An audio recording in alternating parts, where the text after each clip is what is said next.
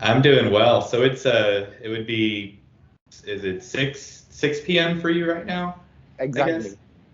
Okay. Yeah, so we're opposite ends of the time spectrum. It's around 7 a.m. here, so it's good to Firstly, be talking with you. awesome. Firstly, thank you very much for coming to my show and accepting to be on my show.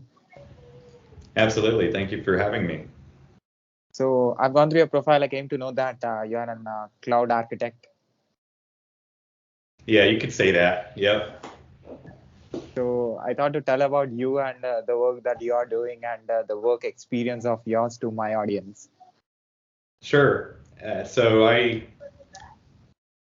most of my career was actually spent working for like large companies, large enterprise in technology. So I started out um, back in the back in the day where you had physical servers for everything. So every company had physical servers. There was not a lot of, virtual machines were really coming into the technology spectrum. So you had all these data centers everywhere, all these physical servers, and you had all the networking that would connect them. So some of the first big, interesting, and cool things I got to work on was the transition of these physical servers to virtual servers, virtual compute, because it's just more efficient to say, okay, instead of for every application I have to deploy a physical server, I can deploy batches of physical servers, sort of like on demand through something like VMware. So that coming into the world in that way for technology and really getting my feet wet with Linux. I was a big Linux user for a long time, and that really helped. But that sort of led me through the enterprise space, getting into like network engineering. I spent a lot of time designing and building like enterprise networks in sort of like a data center type capacity. Getting old technologies out of the data center, like you've maybe never heard of it, but CatOS, it's an old Cisco operating system. So getting that out of the data center, bringing in like Nexus 7010s and onto like spine and leaf fabric stuff. So from when cloud sort of took over and started eating the whole world, pretty much everybody wants to use cloud. Everybody, Kubernetes. Kubernetes is the new everything. But when cloud started really catching in the enterprise space, we started testing it out. And I think I set up my first AWS environment like over 10 years ago. It's been a long time. But yeah, cloud started catching fire, and then as enterprise, the companies I worked for started growing in cloud, they started increasingly looking at multi-cloud because they would maybe buy a company that was like created in another cloud. So they acquire this company, and then they're automatically multi-cloud, whether they wanted to become multi-cloud or not wanted to become multi-cloud. It just kind of happened. So through a lot of that work that I did in like cloud architecture in the enterprise, ended up working with a company called Alkira. It's a startup out of Silicon Valley that does multi-cloud networking and basically takes an approach of like network as a service, to sort of make all the networking between everything a little easier for the enterprise, abstract a lot of things and make it kind of do it the cloud way. So I ended up jumping ship and going to work for them, and that's where I am now as a principal cloud architect, where I do a lot of multi-cloud stuff, a little bit of thought leadership, a little bit of conferences, a lot of automation, a lot of connecting with customers, and really, understanding, kind of shortening the feedback loop between us and customers, and getting close to customers and seeing what they're seeing, understanding what they're doing, and helping, iterate and build new things into the product.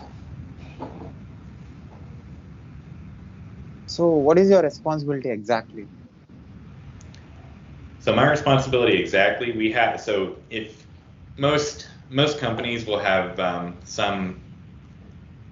they'll have engineering, they'll have marketing usually, and they'll have maybe solutions and sales.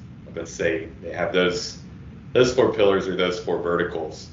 So a lot of times, if you're working for a big company, or you're, the bigger a company gets, you have this tower of, let's say sales, and sales can get really focused in sales, all sales all the time, and they get so focused. And then there's also, sometimes you have to like zoom out a little bit and like look at the forest from the trees. So I would say that, like, from my perspective, I work across these different verticals and help out a little bit with each one. So I go in and understand, for let's say Terraform integration. So we have a Terraform provider that can interact with our solution. And Terraform is sort of the de facto infrastructure as code tool for most either multi-cloud or cloud deployments for deploying your infrastructure as code. So I do a lot of testing, building modules, just kind of understanding, okay, how does a customer going to use Terraform, and making sure, coming back to our product team and saying, okay, this is what customer's doing, and this is probably what customer's going to want to do at this time in the future. This is what we need to try to help prioritize to make sure that the customer is successful. And then I also will work with engineering accordingly on some of these features to test them. Test, and make sure all the use cases are accounted for as we approach some release and get the new features out to the customer. So that would be like one example. So a few examples that from your present work. Sure. So one of the areas that networking is, if you think of like computer networking in general, and you work in the enterprise space, you might think slow. The network folks are usually slow to get things done, and a lot of that is a little bit of misunderstanding. But if you look at the technology that actually underpins like networking as a whole, even the protocol that runs the internet. So let's say, let's look at BGP, or Border Gateway Protocol. So this protocol that runs the internet that we're using right now was initially conceived back in the 80s, and it runs on TCP. And to say it's a routing protocol, its primary function is to manage how traffic or packets really are routed across the internet through basically the exchange of routing and reachability information. So BGP, for all of the good things it does, it's also susceptible to, say, malicious attacks, even human error, fat fingering things. So if a new sort of a bogus route is announced, either intentionally, accidentally, however it may happen, it can send that traffic to the wrong network, and it can spread like wildfire across the internet. So this is kind of what you saw in a sense with Facebook. So the Facebook outage that happened I'd say towards the end of 2021, like on the surface it looked like DNS, but the actual root cause analysis of the whole thing ended up being surrounding BGP, this protocol that runs the internet. So another thing that is a company that we try and focus on is like all these little things that a customer can tailor and they can tweak and they can do from their end to solve certain problems. How do we abstract like some of the pain points away from the customer? So while BGP and some of these technologies have a lot of metrics, they have a lot of tweaking you can do, a lot of knobs you can turn. And if you do all of these things ad hoc on your own, sometimes that can lead to problems, even with designing like large scale cloud. So say that like in the cloud world, you're designing for really availability, like you want your application to be up all the time, and the application, maybe the front end of it lives in the cloud, but the back end of it still lives in your technology stack back in your data centers. And you want to have as much availability as possible, but you've designed, you know, hindsight is 2020. You do your best at the time based on the technology that's available to you and your time and your resources. But sometimes you can kind of paint yourself in a corner, and you design with like single points of failure. Maybe would be an example. So like looking at the way that our solution works is like trying to abstract and take away some of those potential holes that you can fall in terms of availability, and providing a solution that can, you know, basically be available as much as possible for the customer, so they don't have to deal with some of these small tweaking of some of the legacy technologies that can kind of get you into trouble sometimes. So how you tackle problems, how you understand the requirements of your clients, and how much time you take to create uh, uh, something that they need. That's a really good question. So our founders, the two folks that founded Alkira, they were actually pioneers in the SD-WAN space. So one of the companies that they had started and actually sold to Cisco, the routing company, was called Viptela, which is now Cisco SD-WAN. So one of the things that make the founders of Alkira really special is their product and customer focused. And in terms of like, okay, what are the pain points that the customer really has, and getting down like at the level of the customer to understand exactly what's happening so that they can build something that's useful. And that's exactly what they did with this multi-cloud stuff, because me on the, you know, I sort of, one of the things that I have as far as a personal experience is I was on the other side of the customer trying to solve some of these problems in the customer space. And once you start juggling like multiple clouds, things get very difficult because every cloud sort of does something different, and they do it a different way. So for networking, for instance, like a simple example would be like if you're a customer and you're trying to connect privately to a cloud, you can provision something called a direct connect, and then in Azure you have an express route, in Google you have an interconnect, and you know OCI or Oracle you have a fast connect. Well, if you connect all of these, and they all require a separate BGP configuration. They all require, depending on your organization and what industry you're in, like healthcare, for instance, like there's different requirements that you have to have in place for HIPAA, and PHI is a big deal.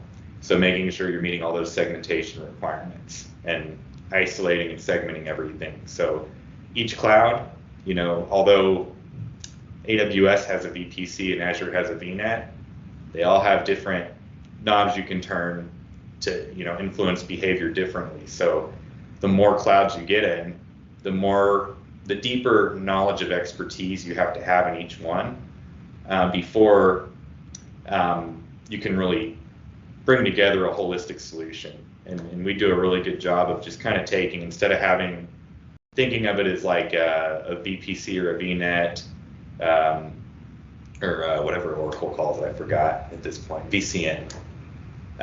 Instead of thinking of it as all these, you know, 4 different constructs, you think about it as like one construct with us, one security enforcement construct, one, you know, if you're using security groups, one security group enforcement construct. So ultimately, the customer experience is going to be better when they have to worry about less things. So instead of having to keep track of 5 different things across multiple different areas, you know, that multiplies exponentially in the hundreds. That number drastically reduces. So the less complexity, the easier the experience. So you started your technology career as team lead. I'm sorry, what was that? I think we got a little bit of fuzz there. You started your technical career as a team lead. Yeah. So, well, so if you're looking at my LinkedIn profile, I have some history in there before there, because I started LinkedIn at some point, and you know that was just the case. But I actually started out Really my career started out in when I was a kid, to be honest. My parents went grocery shopping one day. This was like back in the late 90s and or sometime in the 90s, and they had a computer, and I was like really obsessive with Linux. I really liked Linux and just messing around with it. And they had like Windows 98 or something, and I like when they were at the grocery store, they left me home, and I took Windows 98 off and put like Slackware Linux on, and was just like messing with it because I wanted to, set up a file and print server at home. And they got back and they were not too happy. They're like, why did you mess up our computer? And then of course at that time I couldn't put Windows back on because I was just a kid. And from that time, like I didn't like at that point in my little pea brain, I didn't realize that you could have a career around that stuff, like doing technology, because I was young. But as soon as I realized that, I knew exactly what I wanted to do, from a pretty early age. So I actually did some consulting before I graduated, what we call high school here, where I was doing sort of like P2B migrations, physical to virtual migrations for like small to medium sized businesses. Even doing everything from running new copper, setting up networking, just anything I could really do in the space, because it was like, wow, I can make money for something I actually enjoyed doing. This is fantastic, because I had a small stint with fast food, and that was a hard job. Fast food, that's a very hard job. I was a fish fry at a fish place we had around here, and it was like all hot and throwing all this fish in, and I'm like sweating, there's grease everywhere, and like orders are coming back like by the dozens, and it was really stressful. And I have a lot of respect and a lot of admiration for the workers out there that do that day in and day out. I only had to do it for a few years, but it was a tough gig. So that's kind of how I started out in the consulting space. And then eventually, like after that, my primary school experience, I went and worked for a high-speed internet provider in their business class, kind of like business class / knock, doing like operational stuff. And then from there, I went on to the a financial services company that I was with for a long time. And I started out, I had like a really short stint with help desk. And then I moved on to, because like my Linux, like I knew a lot about Linux at that point because I'd messed around with it just in fun so much. And I had a lot of automation background at that point. So, I was doing a lot of bash scripting and Perl scripting. And they had a team that they had built that basically managed like, they were like security administrators basically for managing the like non-human accounts, like service accounts and whatnot, and the provisioning of like new Linux servers and configuration. And they did all that stuff manually. So like I was like showing them, well, if you kind of like what you could do with bash scripting and Perl scripting, and this was a long time ago, but they were like, hey, come over and work for us and just do this all the time. So that's what I did. And then from there, I moved over to the networking side of the house, doing like network engineering. And network engineering, when cloud came along, you sort of just had to learn cloud. And then, cloud started happening. And then the more I got into that space, I used to do a lot of, especially on the load balancer side of the house. I don't know if you've ever heard of like F5 load balancing, NetScaler load balancing, stuff like that. But when, before cloud really exploded, you would host these applications in your own data center. So you'd have like tiers of load balancers. You'd have a web tier, an app tier, and a DB tier. And you'd have these things called virtual IPs. And you may have an external VIP pointing to like an internal VIP, which had backend nodes, or it would actually use the inside VIPs as pull members from the external profile. You have all this, complexity with, okay, you may have a customer that wants to offload SSL, like all the way down at the server. So you have SSL end to end, but some customers may be fine with offloading it at the load balancer itself. So it's a little easier, but all those things were a lot of configuration. So I did a lot of automation around that with like Python and stuff like that. So I did a lot of coding pretty early on and just got into the automation space to where now I really like Terraform, I gotta say. So I kind of moved on to Ansible and then Terraform, and then yeah, the infrastructure as code thing is really cool. I'm really excited about the new technologies around infrastructure as code, and kind of going from that mutable, deploy something and then go and configure it later to actually doing like everything in the build pipeline and then deploying it. It's just fascinating. And you become an consultant network engineer after team lead. Yeah. So that's kind of when I jumped over to healthcare. So I was looking for new, and this was when that thing I talked about, SD-WAN, sort of kicked off and became like very popular. And we had the city that I worked in happened to have this healthcare provider there locally as well. So I went and worked for them, and I did a lot of work around SD-WAN, cutting over sites from like a traditional network, like using something called MPLS to this SD-WAN technology, and some automation in cloud. So when I was there also, we stood up a cloud provider, got the private connectivity set up, and started like architecting the sort of like the scaffolding or the framework for how applications were going to be onboarded. And that was when I touched Azure, Microsoft Azure for the first time, which was really fun. Just getting into a different cloud provider at that point, and kind of seeing the differences.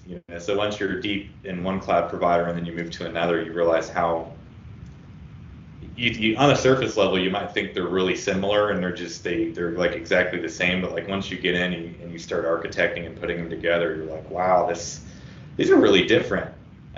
You're almost starting from scratch. Like you have the process, like the overall process for bringing in new technology, but all the details are pretty different. So yeah, I worked there for a little bit, and then there was another larger healthcare provider in the area that I ended up going to as a lead architect, and just doing. Really, the theme was multi-cloud. They were big on multi-cloud, and they're a bigger company. So the larger company that you have, the more likely you are to be multi-cloud, because you may have like different product segments, and these different product segments, they may be their like own costing and their own cost center, and maybe they drive revenue, they make their own money. So if they want to use a particular cloud based on what they're doing, like say that they're really deep into like analytics and they want to use GCP because of Google's rich analytics services, then okay, they're going to use GCP, and we have to figure out how to onboard it and support it for them, because we don't want them to do it. We want to sort of have if you look up Cloud Center of Excellence, we want to have that sort of Cloud Center of Excellence methodology to sort of have a lot of oversight into everything and make sure we establish and have some sort of control to, validate that, PHI data is handled a particular way, or identity and access management, matches the company's policies and, standards. Then you become associate director, cloud architecture. Mm-hmm. Yeah, so I've always sort of, like right now I'm an individual contributor, but I've always kind of been, I would say like I've had the opportunity to like move up to some type of leadership or managerial role, I guess. And that was what happened there. And that, I was asked if I'd want to lead a new team that had like a focus in cloud architecture, cloud networking, cloud infrastructure. And it was a team that I had the opportunity to build out from scratch and completely new. Started out with 0 team members, so I was a one-person team for quite a while. I was doing the hiring and building it up, but it gave me the opportunity though to kind of take some of my leadership skills and my technical skills, which I've grown a lot technically over those years in cloud, and find the right people. And so we ended up with a really awesome, really diverse team, and that are really a difference maker in their business still today. And just from a technical standpoint, from an infrastructure and networking standpoint, like going through and making sure that, okay, we know that these applications, they require a consistent, reliable infrastructure to run on. How do we provide that consistent, reliable infrastructure? How do we document it? And how do we, say that a few folks leave and we have new folks come on? Like, how do we make the onboarding of anybody new coming in better? Like, how do we make their experience successful from day one? Because nobody likes coming into a hot mess, the dumpster fire, as they say, and having like no knowledge, no documentation, no anything to work with. That's tricky. I've been in that situation many times, and I didn't like it, and I would say that nobody else would probably like it either. So, building that intake for new employees coming in, and just trying to make, I'm pretty good at a few things, but there's a lot of folks out there that are better and a lot more knowledgeable about different areas than I am. So that's another thing about building a team is I don't want to hire somebody like me. No way. I want to hire somebody that is like different than me and is like stronger in other areas. And so that's what I sort of focused on doing and sort of building this team. And that gives you a kind of a diverse vantage point, and you see different things that you didn't see before. And of course, there's if you hire skilled people, listen to them. What are they telling you? And, make sure that they have an opportunity to grow so they don't want to leave. Create an environment that they want to work in, a positive environment, and give them the tools necessary to both grow their knowledge and grow their career. So that was sort of my approach with building out that team, and it worked really well for me. So tell me about Humana.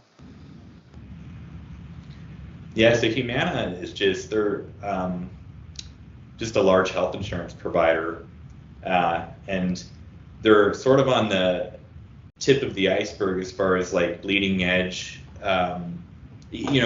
Healthcare. If you talk to anybody in America about healthcare, they're going to complain about their healthcare. It's awful. Like it's terrible. It's expensive. It doesn't care about my health or well-being. You'll hear many different responses to that. But one of the cool things with Humana is they really focused on the transition of like what is called like fee-for-service healthcare to like value-based healthcare.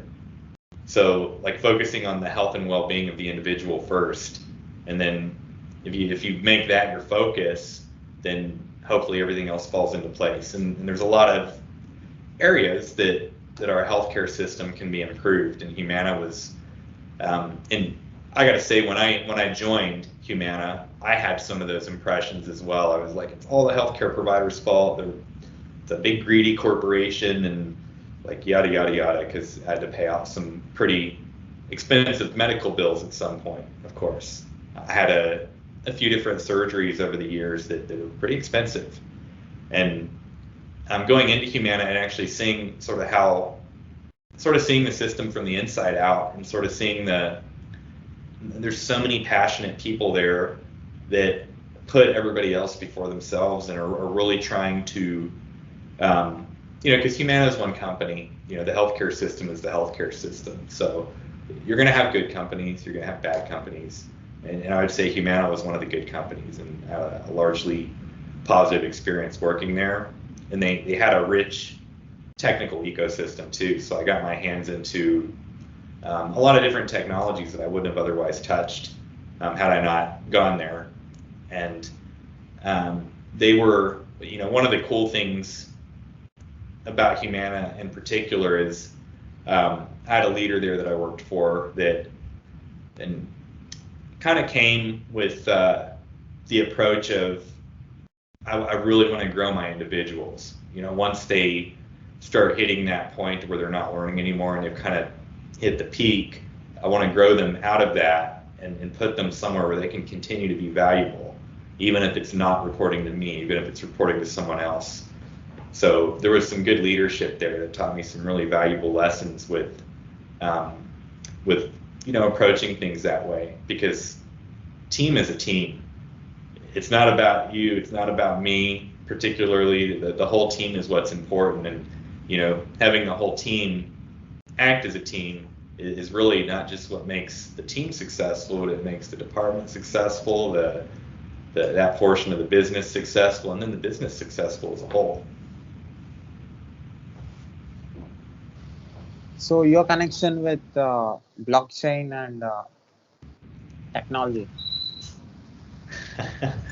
That's an interesting one. So I started using. There's a lot of controversy around. I mean, you talk to people and they either love or hate Bitcoin, but it's not just about Bitcoin. So I'm a big advocate for the technology that actually underpins Bitcoin, blockchain. I think we're like our culture is like barely at the tip of the iceberg for the potential of like blockchain technology in general. And blockchain doesn't have to be a currency. A lot of times, like when I talk to folks that are not like well read on the topic, they just think Bitcoin. So automatically blockchain is Bitcoin. There can't be any other use for blockchain outside of Bitcoin, and Bitcoin is bad because it uses a lot of power. That's sort of like the line of thinking that I see a lot. And the thing that you have to remember with this whole blockchain thing is like blockchain is like if you think of batteries. So batteries can be used in many different things, in your leaf blowers and your lawnmowers now, and all sorts of things. Battery isn't just something that can be used in a Tesla. So a lot of folks, they might not like Tesla, but you can't say, okay, just because Tesla uses batteries are bad. And that's kind of how I see this blockchain argument going a lot of times. Is I think a lot of folks like lose sight of like all the other opportunities where blockchain can be advantageous to stuff, and one of which is healthcare. So using a different what is called a consensus mechanism, you don't have to use proof of work, which is where you have all these miners and pooling their resources together. There's other consensus mechanisms out there that are not like power hungry, but they still provide the value of consensus for the blockchain in the application or whatever it is. So healthcare and data is like a huge opportunity there, because back to the experience with healthcare, like how often do you get maybe you change employers and you get a new doctor, you're in like a new network and you have to start all over. Like everything you have to start over again. Like, what is your name? What is your number? What is your social? What is, you got to do all this stuff. And then they have to go back and talk to some other doctor's office to pull some records. Maybe they can't get the records in time, so they take new scans, they do new things. And when you talk customer experience, hey, that's not a good customer experience for me. I don't like doing that. And I don't think anybody else would like doing that as well.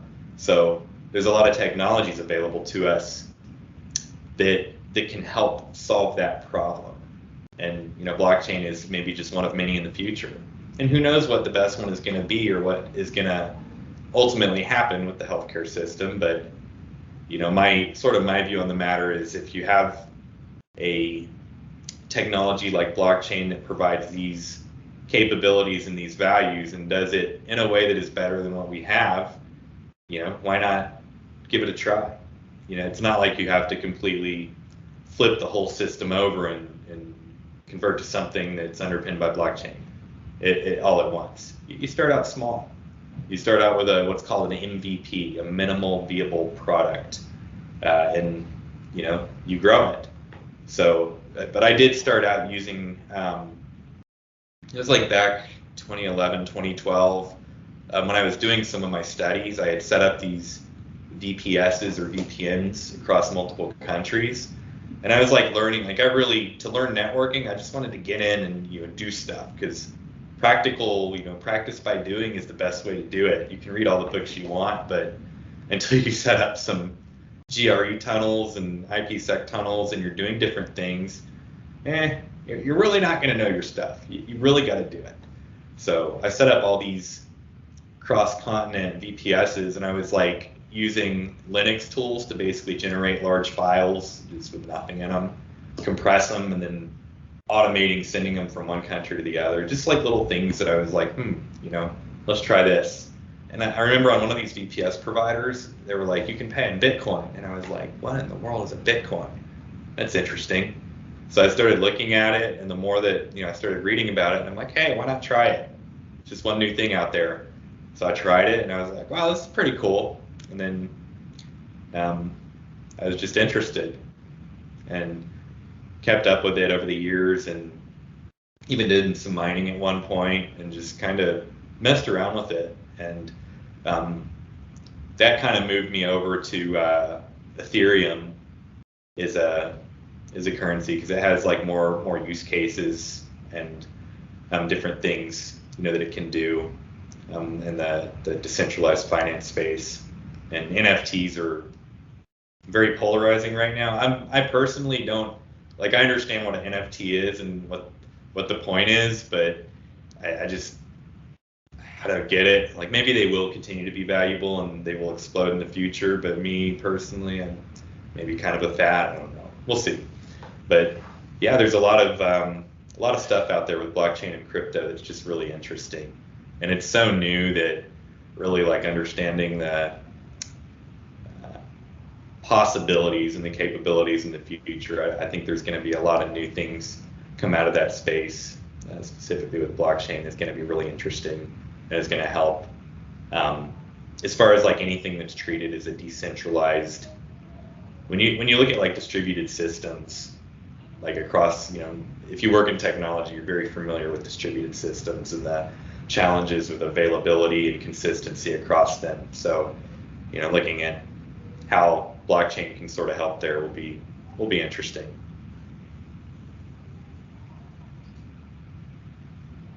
Your understanding and creating architecture, and you are leading the team understanding different people's thinking and understanding how to use them to make things possible. And the third one is you are able to understand the requirements of the client and create and move their physical infrastructure to the cloud. So three different jobs. How you are able to do this? What are the beautiful qualities of yours are making all this possible?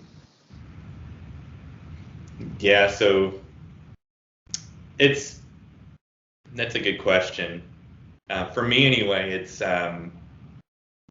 going in and giving in my past just career and different things I've worked on, giving 100% even to the things that you don't want to do. There was jobs that I couldn't stand. There was times I had to work on projects that were not interesting to me. I had no interest in.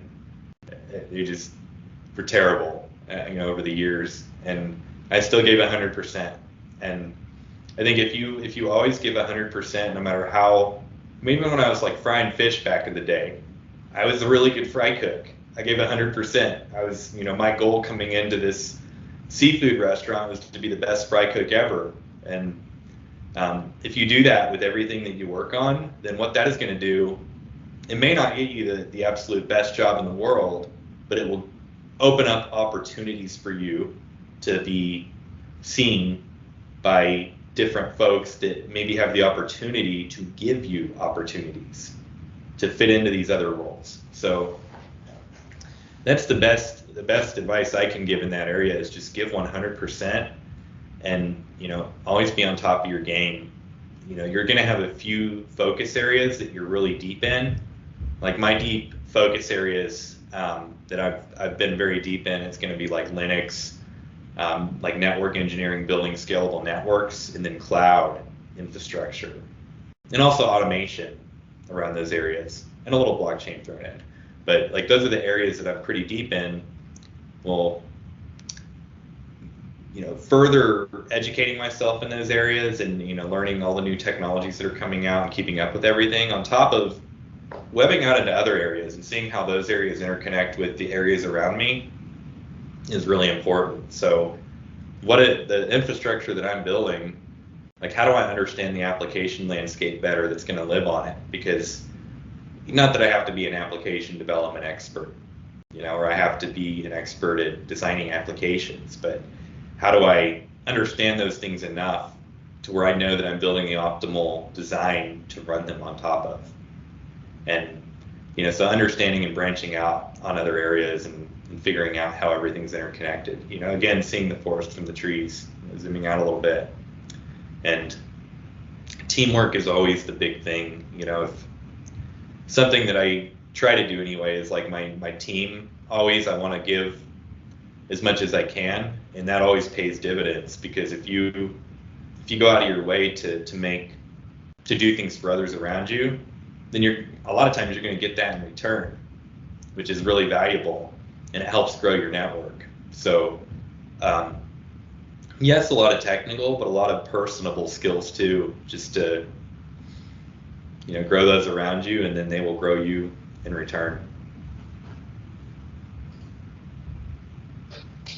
Understanding physical infrastructure, understanding the information transfer between computer systems, understanding information transfer between devices, and understanding the data management, understanding the complete machine thing, and when it comes to the human thing, understanding what they need, what actually they are doing, because you worked in hospitality, you worked in different fields, so you understand that human aspect. So how you are able to understand the machine thing and the human thing? Are you AI?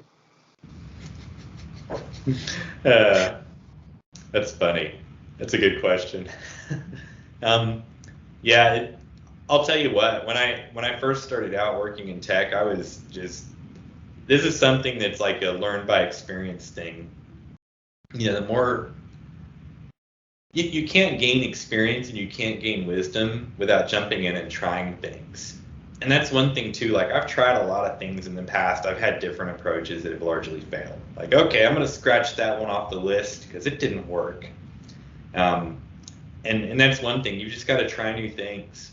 Try new things, and different things are going to work for different people. But you won't know, and you won't be able to grow yourself unless you try. If you try, and you continually try new things, and it's important to like take yourself out of your comfort zone, because if I always stayed in I would say that my comfort zone is trying to get out of my comfort zone, and that's been successful for me. But a lot of folks will tend to stay in their comfort zone, and if you stay in your comfort zone, you're not going to try a lot of new things. But you have to sort of identify those things that might be personality based, they might be just different areas about yourself, and say, hey, I want to get out of that comfort zone. I want to try new things because I know that maybe I'm shy and I don't like talking a lot. Well, on the next call I have at work, I'm going to make sure to, speak up and talk about a few things that are important to me, or that I think are important to this, whatever it is we're working on. So you mentally register that this is something that I don't do often. I'm going to start doing it and seeing how that works. Collecting data from it, seeing what you did good, what you didn't do good, and then retrying it again, sending it through your human pipeline again. And that's the thing. You don't even know what you're capable of. So I've like mentored a few people over the years, and this was me a long time ago. I had a few really good mentors that I look back at that had a very dramatic impact on my life. And, I try to pay that back to some others as well. And when you're younger, you don't know what you're capable of. You have no idea.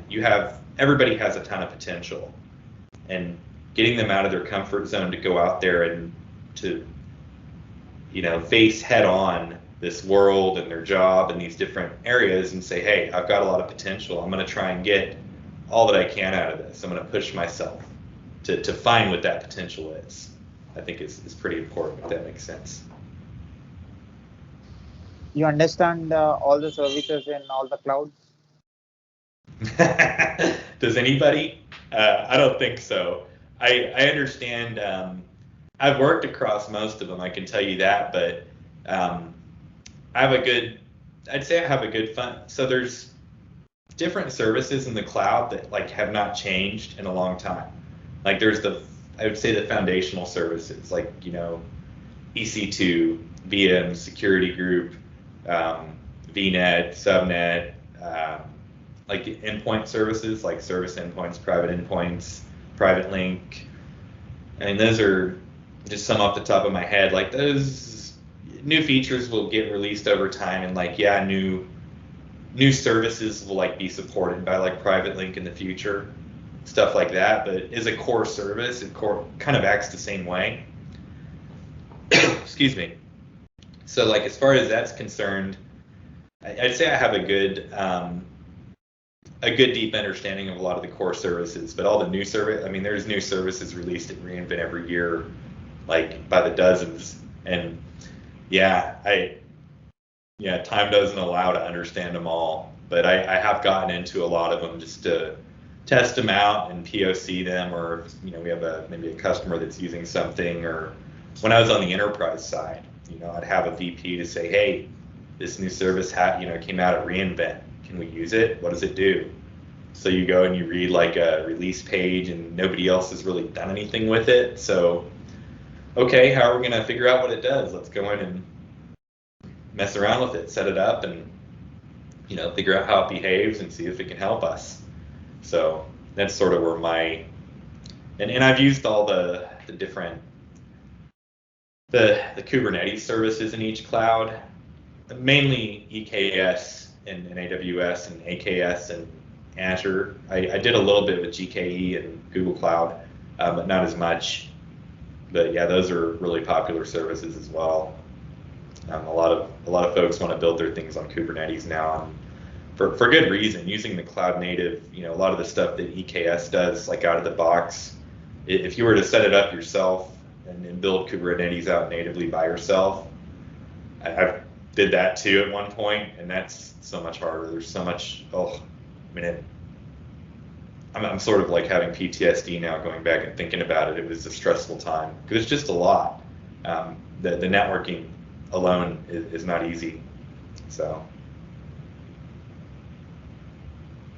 You are into technology from long time. You are seeing the gradual change in technology. So when you started understanding what exactly this is, and now today, what you learned and what is the change that you observed and how it is impacting and influencing humanity? Very good question. So early on in my career, I was kind of a hard lesson I learned is when cloud first came out, like when companies first started to use AWS, and I thought to myself, there's no way that a company will want to take all of their stuff in their data center and put it into this cloud provider, into their data centers that they don't control.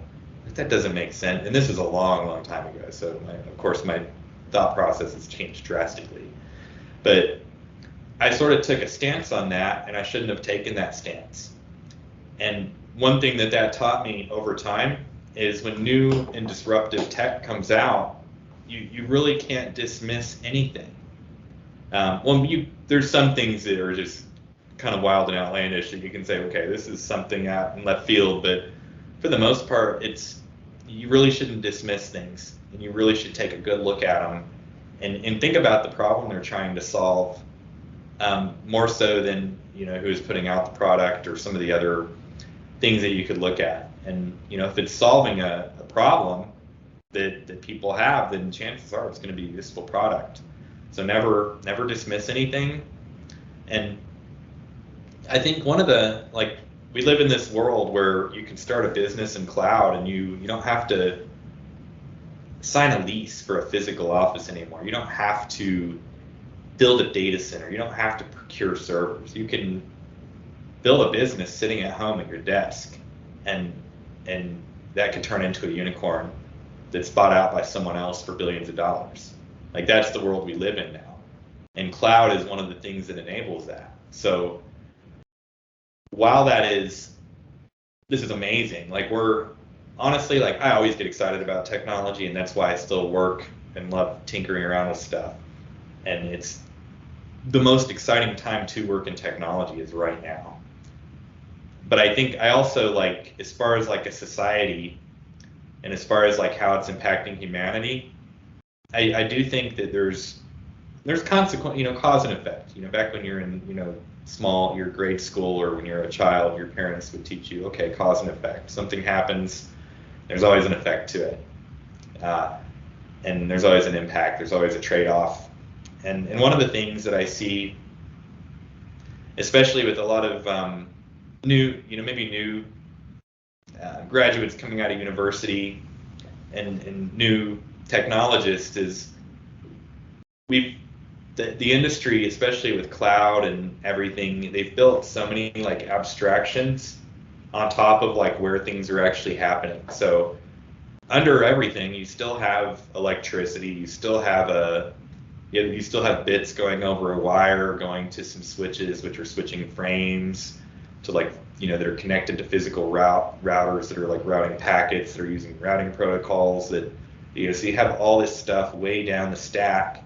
But the higher we get with all these abstractions, the less that newcomers know about all that stuff way down at the bottom, and the less they want to know.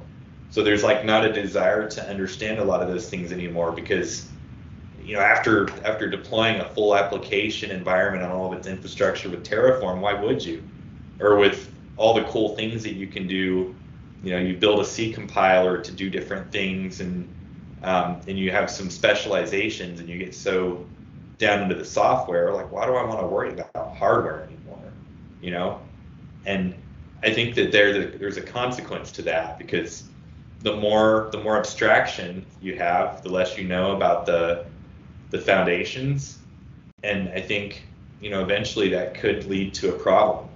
Like, if something breaks, if something seriously gets broke, who's going to kind of fix it, sort of thing, because the less, but then you think about, on the flip side, the adverse view to that is, okay, when those things under the hood, like all these layers below, like when there's less people that are interested in it, basically you have a supply problem.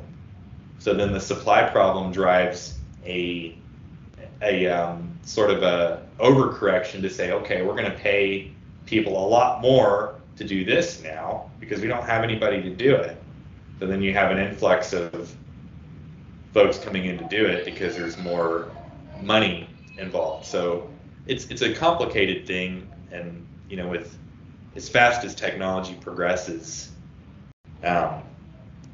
changes are happening exponentially. Like, instead of with software and applications, instead of pushing out a new release for your application every 6 months, some companies do it many times a day, and that would be unheard of back in the 90s. Like, you wouldn't even think about that. Like, if you went back in time and talked to some folks in the early 90s and said, hey, 2022, we're going to be doing it like this. We're going to be pushing out iterative updates to our product daily. They would laugh in your face. They'd be like, yeah, right. That's never going to happen. But with the tools and the technology we have available to us now, here we are.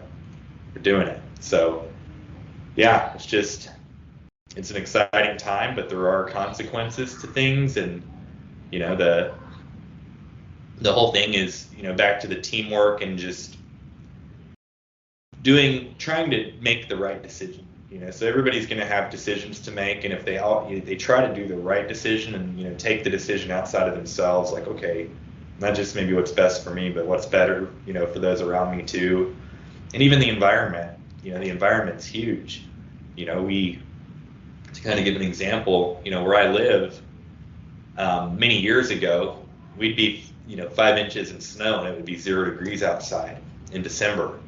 But this year, I was outside on Christmas Day, um, watching my kid ride his new bike in shorts and a t-shirt because it was like, 75 degrees outside. Well, that just started happening. That's not normal.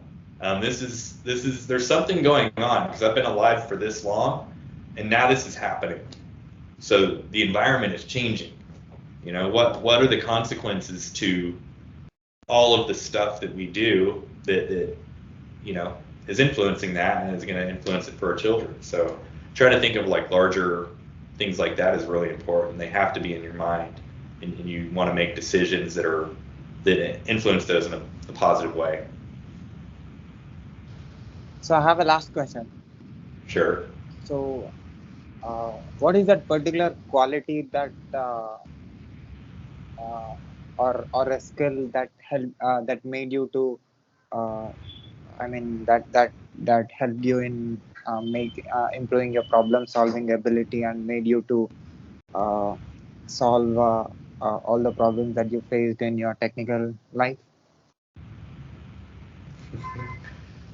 So this is sort of like a personality trait, I guess, more so than anything. But even if you don't have this personality trait, you can work on it. So